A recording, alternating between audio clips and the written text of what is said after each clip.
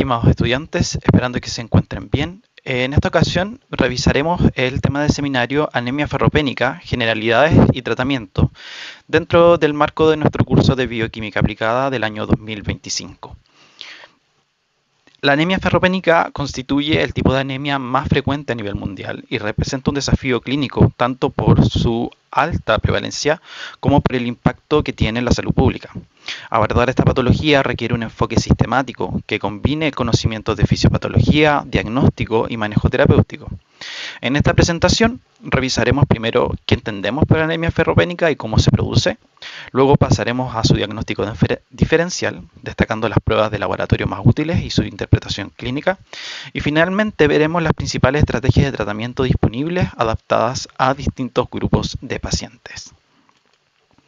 Para iniciar, es importante considerar que la anemia ferropénica se define como una condición caracterizada por una eritropoyesis ineficaz debido al déficit de hierro, lo que lleva a niveles de hemoglobina por debajo de los valores de referencia de acuerdo a la edad y el sexo. Este déficit no solo altera la producción normal de glóbulos rojos, sino que también tiene un impacto clínico considerable en la calidad de vida de los pacientes. Los síntomas más frecuentes incluyen, por ejemplo, la fatiga, la disminución del rendimiento físico, el deterioro cognitivo, y en pacientes con comorbilidades se asocia a un aumento de la morbimortalidad. En cuanto a su relevancia epidemiológica, se estima que aproximadamente 2.000 millones de personas en el mundo padecen algún tipo de anemia, siendo la anemia ferropénica la más común. Su prevalencia es especialmente alta en mujeres en edad fértil, donde alrededor del 30% se ve afectada debido a pérdidas menstruales, y en embarazadas, donde puede alcanzar hasta un 40%, principalmente por aumento en los requerimientos de hierro durante la gestación. Estos datos nos muestran que estamos frente a un problema de salud pública de gran magnitud que requiere estrategias efectivas de prevención, diagnóstico precoz y tratamiento oportuno. El hierro es un elemento esencial para la síntesis de la hemoglobina y su metabolismo está finamente regulado.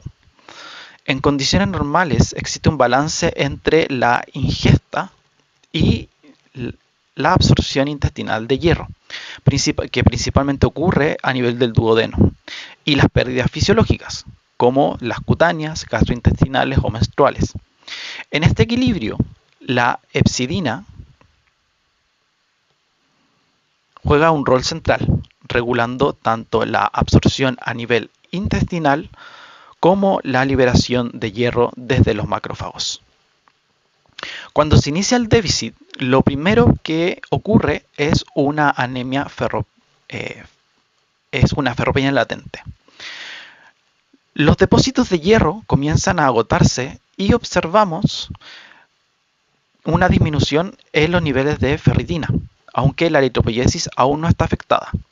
En esta fase, los niveles de hepcidina bajan para intentar maximizar la absorción intestinal de hierro. En la segunda fase, conocida como eritropoyesis ferropénica, ya existe una disminución del hierro circulante. Esto se traduce en una menor saturación de la transferrina y un aumento del receptor soluble de transferrina, lo que refleja que la médula ósea está intentando captar más hierro. Aquí la producción de glóbulos rojos ya comienza a verse comprometida. Finalmente, la fase 3, se manifiesta la anemia ferropénica propiamente tal. Una anemia de carácter microcítica, o sea, un volumen de los eritrocitos menor a 80 femtolitros, e hipocrómica, o sea, tenemos concentraciones por debajo del intervalo de referencia para lo que es la HCM. Caracterizado por lo que yo les comentaba anteriormente, disminuciones en la hemoglobina, el volumen corpuscular medio, la hemoglobina corpuscular media y un aumento de la anisocitosis, esto es la diferencia en los tamaños de los glóbulos rojos, reflejado por una elevación en el valor que nos da el contador hematológico automático, que es el parámetro RDW. Todo esto indica una alteración significativa en la síntesis de hemoglobina. Esta progresión en 3 fases es clave porque nos permite entender cómo detectar precozmente el déficit de hierro antes de que la anemia se haga clínica y tenga consecuencias más graves. La anemia ferropénica puede tener distintas causas que podemos agrupar en tres grandes categorías: pérdidas aumentadas, aporte o absorción reducidos y demandas aumentadas. En el primer grupo, las pérdidas aumentadas, la más frecuente son la menorragia y el sangrado uterino anormal en mujeres, la hemorragia postparto y las pérdidas digestivas como las que ocurren por úlceras, neoplasias o angiodisplasias. También influyen el consumo crónico de antiinflamatorios no esteroidales que pueden generar microhemorragias y ciertas parasitosis intestinales como la anquilostomiasis. En el segundo grupo encontramos las causas de aporte o absorción reducidos. Dietas con bajo hierro disponible, como las dietas vegetarianas estrictas, enfermedades que comprometen la absorción, como la enfermedad celíaca o la gastritis atrófica, con infección por Helicobacter pylori, además de la cirugía bariátrica, conocida como bypass gástrico, y el uso prolongado de inhibidores de bomba de protones, eh, como lo es el caso del fármaco omeprazol. Finalmente, en las demandas aumentadas destaca el embarazo y la lactancia, donde los requerimientos se multiplican hasta por 3 o 4 veces. El crecimiento acelerado en la adolescencia, en el caso también de los deportistas de resistencia que pierden hierro por hemólisis, los donantes frecuentes de sangre, aunque si bien en este punto se han hecho estrategias en las cuales se vuelve a contactar a los donantes luego de un periodo en el cual no se ponga en riesgo ni se vaya a causar un grado de anemia. Podríamos considerarlo en situaciones donde no existan estos protocolos y se pudiera causar una anemia de carácter ferropénica. Y adicionalmente en personas que estén en hemodiálisis por enfermedad renal crónica. Un recordatorio clínico clave es que en varones adultos y en mujeres postmenopáusicas siempre se debe sospechar sangrado digestivo como principal causa de la anemia ferropénica hasta que se demuestre lo contrario. Las manifestaciones clínicas de la anemia ferropénica son variadas y pueden afectar múltiples sistemas. Entre los síntomas generales, los pacientes suelen presentar fatiga, debilidad muscular, así como también disnea, falta de aire, en este caso, frente a situaciones de esfuerzo, palpitaciones, cefaleas, mareos, dificultad para concentrarse, un aumento en la irritabilidad y alteraciones del sueño. Todo esto refleja la disminución de la capacidad del transporte de oxígeno y sus impactos en la calidad de vida. En cuanto a los signos específicos, uno de los más clásicos es la palidez mucocutánea, que podemos observar especialmente en las mucosas como es la bucal o en la mucosa a nivel ocular. Junto adicionalmente con la coiloniquia, que corresponde a un estado en que las uñas cambian de forma y presentan una forma como de cuchara.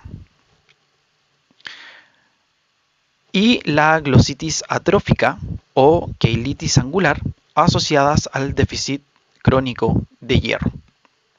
También existen alteraciones neurológicas, como el síndrome de piernas inquietas, alteraciones cognitivas, y en el caso de niños, trastornos del comportamiento, como por ejemplo lo es la pica, que son situaciones en las cuales podemos observar a los niños con impulsos por comer tierra, hielo o en algunos casos incluso papel.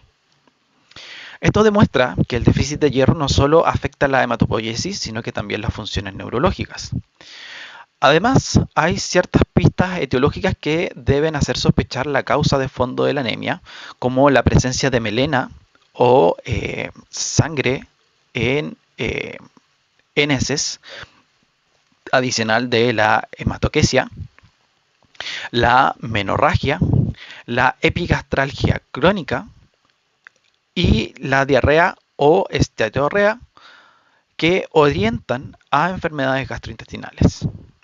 En esta figura se resume cómo los síntomas pueden expresarse en distintos sistemas del organismo, desde lo cardiovascular hasta lo neurológico, lo que nos recuerda que la anemia ferropénica es un problema sistémico, no limitado solo a la sangre.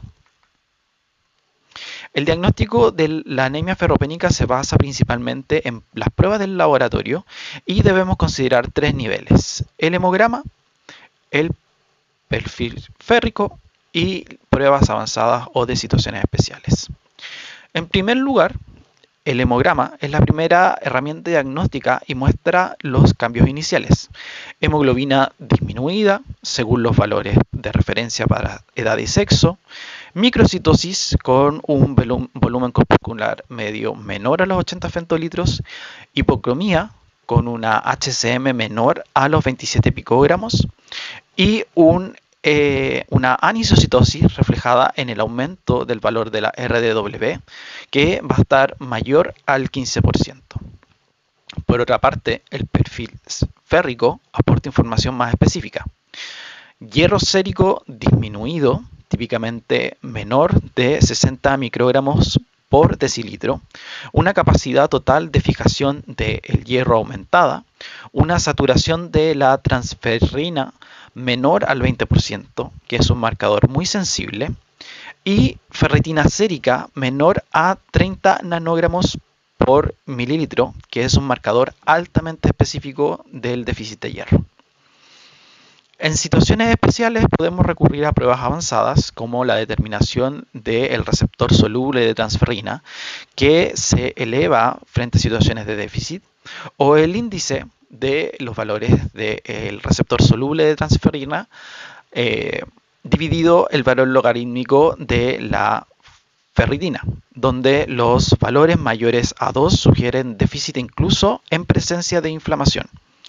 Otros parámetros útiles son la determinación de la presencia de reticulocitos, que van a estar disminuidos inicialmente y van a ir aumentando a medida que el paciente recibe el tratamiento, y también la determinación de los valores de hepcidina, que se encuentran bajos en déficit de hierro y podemos encontrarlo elevado de manera considerable en estados de inflamación. Un punto clave es la interpretación con inflamación. En presencia de los valores de la proteína C reactiva elevada, la ferritina puede estar falsamente normal. Esto se debe a que la ferritina es una proteína de respuesta de fase aguda. ¿Esto qué quiere decir? Que se va a elevar en condiciones de inflamación. Por lo tanto, podríamos tener a un paciente que estuviera cursando con bajos niveles de ferritina, yendo hacia un compromiso para desarrollar una anemia ferropénica, y que si tiene una situación de condición inflamatoria, vamos a ver que la ferritina puede estar falsamente normal. En estos casos se recomienda considerar déficit de hierro cuando los valores son menores a 100 nanogramos por mililitro, si la saturación de transferrina está bajo el 20%. En conjunto, estas herramientas permiten un diagnóstico certero y diferenciar la anemia ferropénica de otros tipos de anemia. El tratamiento con hierro es fundamental, pero no basta por sí solo. Debemos siempre identificar y corregir la causa subyacente de la anemia ferropénica, ya que si no abordamos la etiología, la causa subyacente, el problema recurrirá una vez que se suspenda el tratamiento. Un punto clave es que en varones adultos y en mujeres posmenopáusicas, la anemia ferropénica debe considerarse como sangrado digestivo hasta demostrar lo contrario, y eso marca un punto de inicio para los estudios. El abordaje depende del perfil del paciente, y en este caso tenemos un inicio con el estudio digestivo, donde las herramientas incluyen test de sangre ocultas en heces, la endoscopía del tracto digestivo alto, la colonoscopía, especialmente para pacientes mayores de 50 años, y en casos seleccionados el uso de la cápsula endoscópica. También es importante realizar el estudio ginecológico en el caso de mujeres para cuantificar la magnitud del sangrado menstrual, realizar una ecografía transvaginal, biopsia endometrial si llega a ser indicada y una evaluación hormonal según la sospecha clínica. Finalmente, en pacientes también debemos hacer estudios de síndromes de mala absorción, en las que se indican pruebas como la determinación de anticuerpos antitransglutaminasa o antiendomicio para descartar enfermedad celíaca, el test para determinación de colonización e infección por el Helicobacter pylori mediante la determinación de urea en aliento o más frecuentemente la determinación de antígenos del Helicobacter pylori a nivel de heces, y adicionalmente una evaluación nutricional en pacientes sometidos a cirugía bariátrica. En conclusión, el estudio etiológico no es un complemento, sino que un paso esencial para asegurar que el tratamiento con hierro sea efectivo y que la anemia no reaparezca en el futuro. El tratamiento de primera línea en la anemia ferropénica es la suplementación con hierro oral. El objetivo es doble: corregir la anemia y reponer los depósitos de hierro. Por eso, la ferroterapia debe mantenerse al menos 3 meses después de normalizar la hemoglobina. Los preparados más comunes consideran el sulfato ferroso, que contiene un 20% de hierro elemental, el fumarato ferroso, con un 33%, y el gluconato ferroso, con un 12%. La elección de alguno de estos depende de la disponibilidad y la tolerancia que tenga el paciente. En cuanto a la optimización del tratamiento, la dosis recomendable es de 40 a 65 miligramos de hierro elemental en días alternos, lo que mejora tanto la absorción como la tolerancia. Y en algunos casos se utilizan entre 100 a 200 miligramos diarios fraccionados si el paciente los tolera. Para mejorar la absorción, se aconseja administrarlo en ayunas con agua o con jugo cítrico, evitando los lácteos, el consumo de té, café y cereales integrales de 2 a 3 horas, ya sea antes o después de la ingesta de la terapia, y suspender, si es posible, el uso de inhibidores de bomba de protones y el uso de antiácidos. Entre los efectos adversos más comunes se encuentran las náuseas, el dolor abdominal, el estreñimiento o la diarrea y las heces oscuras. Para mejorarlos se puede reducir la dosis, administrar en días alternos, ingerirlo junto a comidas ligeras o cambiar la preparación. La respuesta esperada incluye observar un aumento en los reticulocitos o reticulocitosis en 7 a 10 días ha iniciado el tratamiento y un aumento de la hemoglobina cercano a 1 gramo por decilitro cada 2 a 3 semanas. De esta manera, la meta terapéutica es lograr una hemoglobina normal, una ferritina mayor a 50 o 100 nanogramos por decilitro y una saturación de transferrina superior al 20 al 30%, asegurando así que se corrigió la anemia por una parte y se repusieron las reservas de hierro en médula ósea, principalmente. El hierro intravenoso se reserva para situaciones donde el tratamiento oral no es suficiente o simplemente el paciente no lo tolera. Las indicaciones principales incluyen la intolerancia severa al hierro oral, definida como un aumento de la hemoglobina menor a 1 gramo por decilitro tras 4 a 6 semanas de tratamiento, la malabsorción asociada a enfermedades como la enfermedad celíaca, la enfermedad inflamatoria intestinal o los casos de cirugía bariátrica, y la necesidad de repleción rápida de los depósitos de hierro en un contexto prequirúrgico. También se considera su uso en casos de anemia severa asintomática con una hemoglobina menor a 8 gramos por decilitro, en casos de enfermedades renal crónicas y especialmente en aquellos pacientes que están haciendo uso de la hemodiálisis, en casos de insuficiencia cardíaca con déficit de hierro y en anemia ferropénica posparto de carácter modera a severa. En cuanto a las formulaciones que están disponibles, tenemos el hierro sacarosa, administrado en sesiones de 200 miligramos en dosis múltiples, la carboximaltosa férrica, que permite administrarla hasta en 1 gramo o 1000 miligramos por sesión, en una o dos sesiones, en una o dos dosis, perdón, y el hierro isomaltósido, que puede administrarse hasta 20 miligramos por kilo en una sola dosis, lo que facilita el cumplimiento terapéutico. La seguridad es fundamental. Se debe monitorizar al paciente durante la infusión y mantenerlo en observación al menos 30 minutos por el riesgo de reacciones de hipersensibilidad. Y adicionalmente está contraindicado en el primer trimestre de embarazo y en la presencia de infección activa. Finalmente, la opción de la transfusión de glóbulos rojos queda reservada para anemias que son muy severas, con una hemoglobina menor a 7 gramos por decilitro y que adicionalmente el paciente presente una inestabilidad hemodinámica, hipoxia o estemos en presencia de una cardiopatía isquémica. Es importante recalcar que la transfusión no reemplaza al hierro y siempre debe complementarse con la reposición de los depósitos de hierro.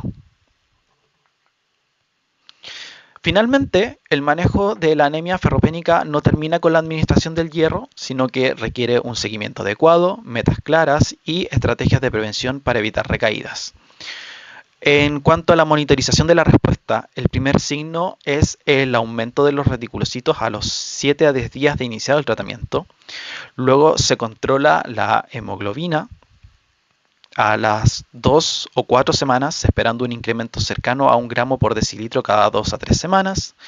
Los depósitos de hierro, dados por la determinación de la ferritina y la saturación de la transferrina, deben reevaluarse entre las 8 y 12 semanas, y en pacientes con riesgo a recaída, el seguimiento debe mantenerse cada 3 a 6 meses. Las metas terapéuticas óptimas no se limitan solo a normalizar la hemoglobina, sino que deben asegurar reservas adecuadas. Por ejemplo, la ferritina sobre a 50, entre los 100 a 50 nanogramos por ml para tener niveles de reserva adecuadas.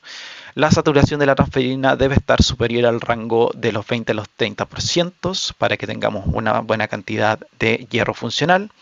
Y lo más importante, la resolución de la sintomatología y la prevención de recaídas.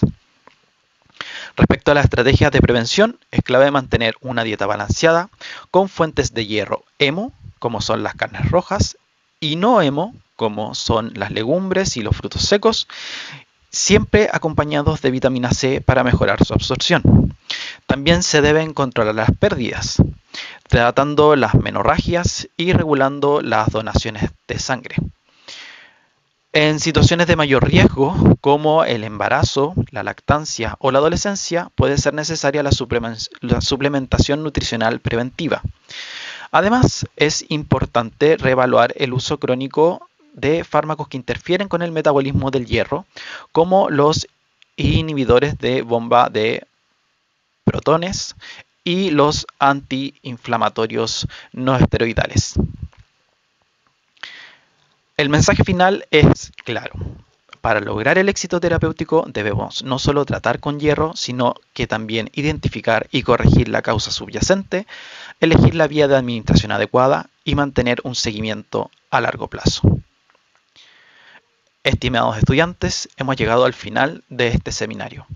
Si les surge alguna consulta, por favor no duden en contactarnos. Nos vemos en una próxima ocasión.